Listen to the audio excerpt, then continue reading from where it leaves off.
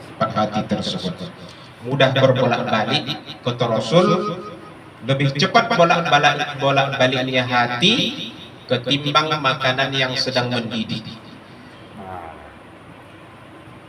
Oleh karena itu, karena hati itu sifatnya bolak-balik, tak teguh, makanya Rasul ada mengajarkan kepada kita satu doa. Allahumma ya muqallibal qulub, wahai Allah yang membolak-balikkan hati, sabbit qalbi, teguhkan hatiku, ala dinika, atas agama. Nah, jadi ini satu doa yang dituntunkan oleh Rasul untuk apa tadi, supaya hati kita ini teguh. Mengapa saya bawa judul masalah hati ini? Karena ibu-ibu, saudari-saudari sekalian, di dalam ilmu agama ini, itu sebagai penangkapnya itu bukan otak. Nah, beda dengan matematika, ya kan? Matematika 1 tambah 1, 3 kali 3, ya kan?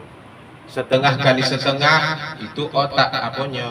Tetapi kalau ilmu agama itu yang menjadi penangkapnya itu hati. Nah, oleh karena itu maka perlu kita membicarakan ini nanti supaya apa? Supaya hati kita mudah untuk menangkap ilmu agama tersebut.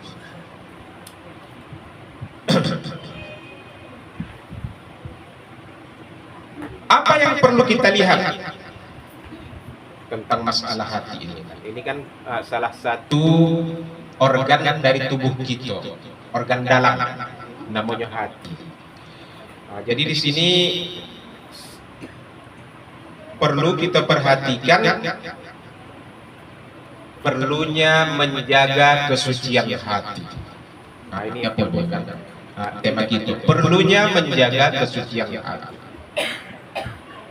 Apa dasarnya? Mengapa perlu kita menjaga kesucian hati? Yang pertama, hati itu tempat melekatnya iman. Ya kan? Jadi iman itu letaknya bukan di otak. Atau iman itu bukan letaknya di kuping. Tapi iman itu letaknya di hati. Kalau kita umpamakan, iya kan, antara bunga dan tanah. Bunga akan bagus tumbuhnya kalau tanahnya subur. Bunga akan bisa kita lihat bagus, atau tumbuhannya kan akan bagus tumbuhnya, akan bagus berkembangnya kalau tanahnya subur. Begitu juga umpama iman dengan hati. Kalau hati kita bersih, maka iman akan tumbuh bagus, iman akan teguh. Tetapi kalau hati kita gersang, maka iman tadi akan begitulah dia kan, gersang juga lah jadinya. Maka kita tengok ada orang yang sholat tapi membongkar tetap juga. Ada orang yang sholat tapi menipu tetap juga. Mengapa imannya tadi tidak bagus tumbuhnya? Diakibatkan karena tadi hatinya bermasalah. Makanya kata Allah ya kan dalam surah Al-Hujurat, walakinnallaha habbaba ilaikumul iman, tetapi Allah menjadikan kamu mencintai keimanan, wa zayyanahu fi qulubikum, dan menjadikan iman itu indah fi qulubikum, dalam hati kamu. Jadi Allah katakan iman itu dalam hati. Itu yang pertama. Hati merupakan tempat tumbuhnya iman. Akan bagaimana keimanan seseorang? Tengok hatinya. Kalau hatinya bersih, maka ikannya akan tumbuh bersih. Imannya akan kuat. Tak akan bisa tergoyahkan imannya. Mengapa? Hatinya bersih. Tempat tumbuhnya iman tadi itu bagus. Ya kan Bu? Cemano? Bisa? Setuju? Tak tahulah Bu, setuju tak setuju, pokoknya itu tadi. Nah, itu dia kan. Kemudian yang kedua, mengapa kita perlu menjaga kesucian hati? Dalam hidup ini kita disuruh Allah untuk ikhlas. Apa ikhlas itu? Kita berbuat berkata-kata semata-mata karena Allah.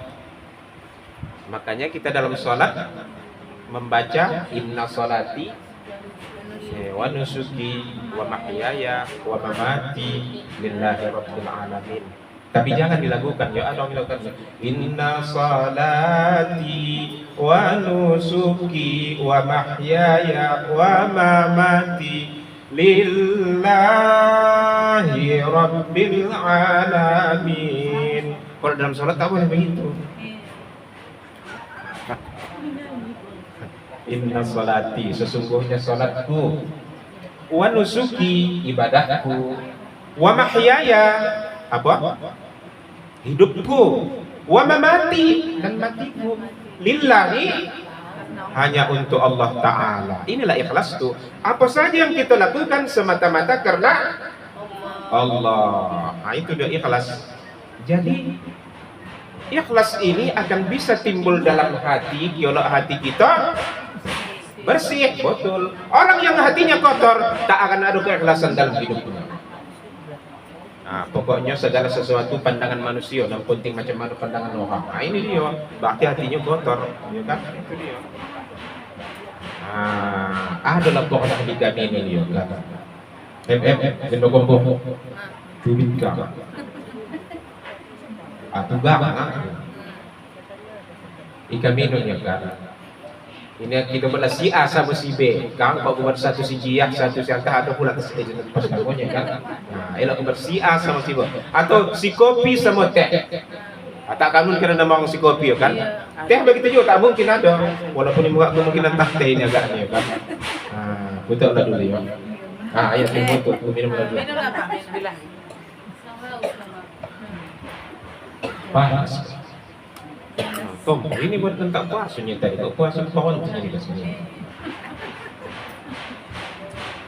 Jadi si kopi sama si teh nih ya kan duluan pesta di tempat si teh.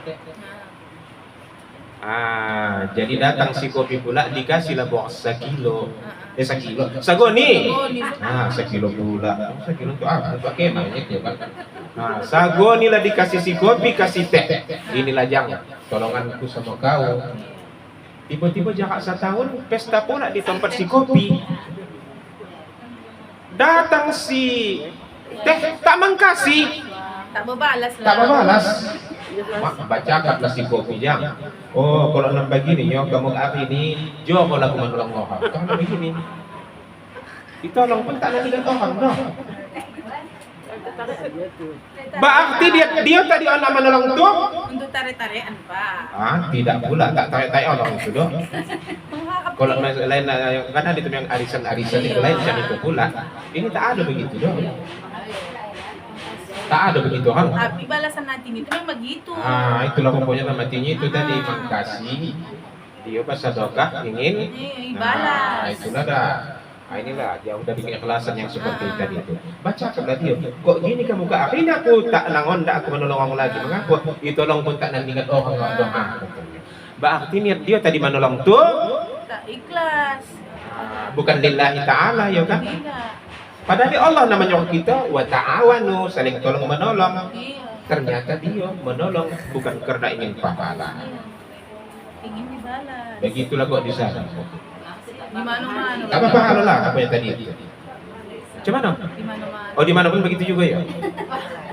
Aku dia menghilangkan pula. Aku tak ada petunjuk itu begitu pula. Bilangkan salah dia lah, salah aku jam. Ikhlas Itu. tak ada Pak ini. Nanti orang tak ada ikhlas Itu. jawab ini. Padahal tadi kali kita kan, mengapa perlu menjaga kesucian hati? Karena untuk supaya ada keikhlasan dalam hidup ini. Orang yang hatinya bersih maka akan tumbuh ikhlas. Orang yang hatinya kotor tak akan ada setiap keikhlasan dalam diri. Pokoknya semua pandangan orang. Apa saja yang dilakukannya pokoknya pandangan orang. Ini ciri-ciri hatinya kotor. Ya kan? Nah, itu dia. Itu yang kedua. Kemudian yang ketiga, mengapa kita perlu menjaga kesucian hati? Di dalam sholat, kita selain lancar bacaan, hati kita pun harus sadar. Banyak orang yang sholat tapi hatinya tak sadar, ya kan? Iya. Nah, begitu Allahu Akbar, udah pikirannya mulai aja kebagan. Kalau nyimpan kena ada baksonya kan. Bismillahirrahmanirrahim. Alhamdulillahirabbil alamin. Udah kesungi payah pula pikiran. Mak di ladang-ladang tu macam mana negaknya apa yang padi-padi Tuhan yang orang agaknya ke orang dia itu. Hah? Tidaklah, tak semua orang begitu. Tak semua orang begitu, Bu. Paling gawatnya lagi begitu dia tadi sebelum sembahyang, entah di mana kunci kami itu tak tahu dia, tak ingatnya. Habis dibungkam lemari tak jumpa-jumpa. Ya kan? Begitu sembahyang Allahu Akbar. Begitu nak baca bismillah tabayang lagi, oh rupanya di balik TV-nya tadi kunci buku letakkan. Betul itu, Pak. Iya kan? Iya. Itu. Kalau tak box sila aja kan. Iya, memang itu persoalannya. Payah hati ini diajak untuk menghadap. Iya, betul itu. Payah hati kita tuh untuk dihadap mengajak Allah, menghadap Allah. Tak mau hati kita nih. Apalagi anak awak kang jobu, Pak. Ah. Mau sholat ke. Iya. Pas dulu ni kang siap ini dulu ya begitu gitulah, Ya Pak. kan? Tengah sembahyang akan jobo kang tu. Kau tu minta begini pula. Tak ada begitu dong. Tak bisa dipikir itu. Iya. Jadi Iya, itulah. Memang begitulah awak. Payah dia fokus. iya, boleh fokus betul tu. Iya, fokus payah ya. Betul. Paling pas usolli tadi itulah yang kita kepada Allah. Habis usolli hilang. Begitu masuk ketiga lupa kedua atau ketiga ini? Kedua atau ketiga? Betul. Kedua atau ketiga? Iya mau. Asak sering begitu kan. Iya. Pokoknya ngopen rakaat lah. Nah lucunya kadang yang subuh 2 rakaat bisa juga lupa. Ini kedua atau kesana? Tidak. Tapi jarang yang sering ini 4 sama 3 ya kan. 4 nih sore ini. Jadi itulah tadi. Kita dalam sholat ini hati kita harus ikut sholat hati itu, ya kan? Banyaknya orang sholat, kadang tak isodangnya udah bacanya Fatihah. Kok baca langsung? Udah aku baca Fatihah tadi tidak. Mengapa? Karena hatinya tadi tak ikut, tak sadar dia kalau dia sedang sholat tadi itu. Jadi bagus sekali ya. Macam mana cara memfokuskan itu, Pak? Banan kita tunggulah dulu. Pertanyaan kan Pak? Iya. Tunggulah dulu, habiskanlah dulu. Ya cukup bilang sabar ini. Iya, kebanyakan kan, Bu. Betul itu, makanya itu kan. Jadi ibu-ibu sekalian, ini tadi mengapa hati kita susah untuk diajak menghadap Allah? Karena tadi kebersihannya kurang. Ibaratnya kalau cermin itu penuh dengan debu, kalau kita berdiri depannya jelaskah wajah dia nampak? Tak pala. Tak kan? Tak jelas. Jadi tak begitu dia menangkap kehadiran Allah tuh. Jadi anggota tubuh kita ini yang langsung bisa berhubungan dengan Allah itu adalah hati. Ibu ya, bukan mata, bukan telinga. Hati kita yang bisa merasakan kehadiran Allah. Kalau hati itu Tulus. bersih. Bersih. Itu dia.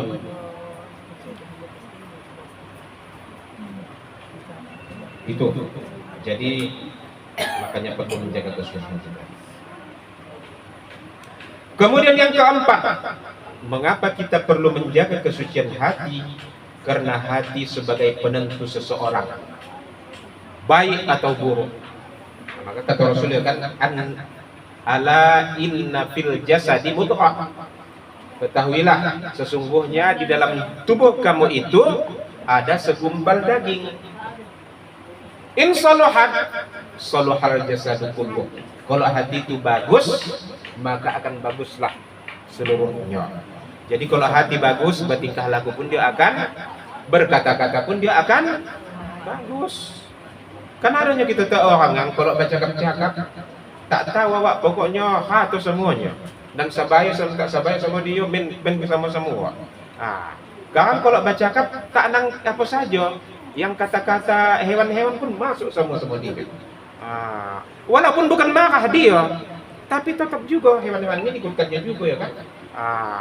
Ini jadi tadi hati penentu baik atau buruk seseorang itu. Jadi untuk mengetahui seseorang itu macam mana hatinya, ini tidak apalah payah. Tengok saja macam mana cara dia berkata-kata, macam mana cara dia bertingkah laku.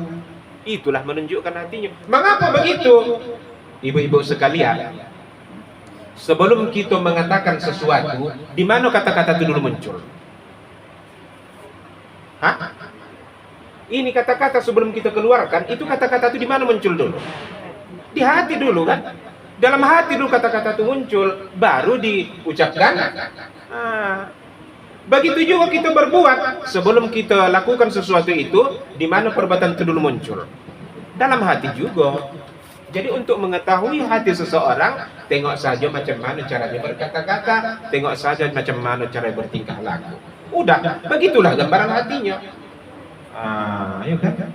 Jadi hati itu merupakan penentu seseorang itu baik atau buruk. Itulah hati tadi.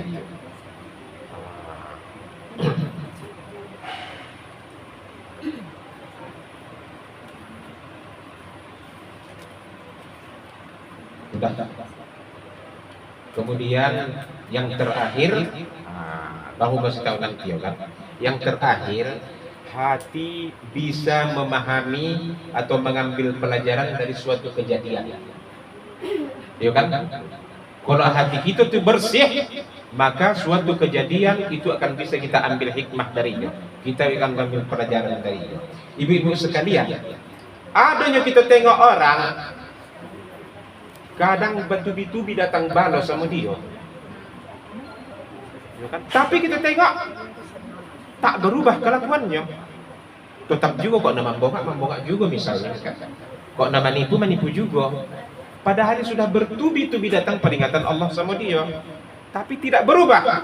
Mengapa? Karena hatinya kotor hatinya, jadi dia tidak bisa mengambil hikmah dari suatu pelajaran tadi. Kadang dibuat Allah kesusahan hidup, ya kan? Tak berubah juga. Dikasih Allah penyakit, makin galak juga. Mengapa? Karena dia tidak bisa mengambil hikmah dari suatu peringatan yang diberikan Allah kepada dia. Jadi kalau orang yang hatinya bersih, begitu ada suatu kejadian, ada suatu peristiwa, maka dia akan bisa cari. Mengapa daerah kami susah mencari pekerjaan misalnya? Sehingga orang-orang kadang harus pergi ke negeri seberang untuk mencari penghidupan, harus pergi ke daerah Batam untuk mencari penghidupan. Mengapa daerah kami ini susah untuk mencari penghidupan? Maka hati ini tadi akan berkata-kata. Ini orang yang hatinya bersih. Jadi ibu sekalian, inilah alasannya mengapa kita perlu untuk menjaga kesucian hati.